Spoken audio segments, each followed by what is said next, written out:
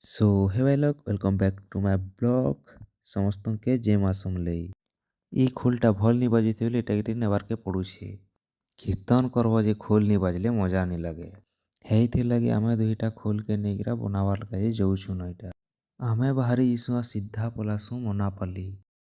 ବାଟେ ଗଲା ବେଲେ ବାଟର ଭିଉଟା ଦେଖି ପାରୁଥିବ କେତେ ସୁନ୍ଦର ଦିଶୁଛେ। ଫାଇନାଲି ପହଞ୍ଚିସୁଁ ଆମେ ଆମର୍ ଲୋକେସନ୍କେ। ଆଉ ଇନେ ମୁର୍ଦୁଙ୍ଗଟା ଛାଡ଼ି ଦେସୁଁ।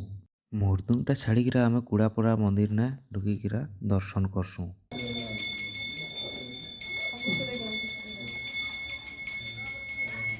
ଇ ମନ୍ଦିରଟା ହଉଛେ ପ୍ରଭୁ ଜଙ୍ଘାଦେଉଙ୍କର ମନ୍ଦିର, ଯେନ୍ଟାକି ନୂଆ କରି ପ୍ରତିଷ୍ଠା ହଉଛେ।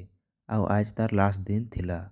ମୁଇଁ ଆଉ ଚାଚା ଏଇନେ ଦର୍ଶନ କରି ସାରସୁଁ ଆଉ ଦୁଇ ଲୋକ ବାହାରି ଆଇସୁଁ ବାହାରକେ। ଦର୍ଶନ କରି କୁରାକିରା ଆସିକିରା ଆମେ ଏଇନେ ପ୍ରସାଦ ଟିକେ ଖାଇଦେସୁଁ।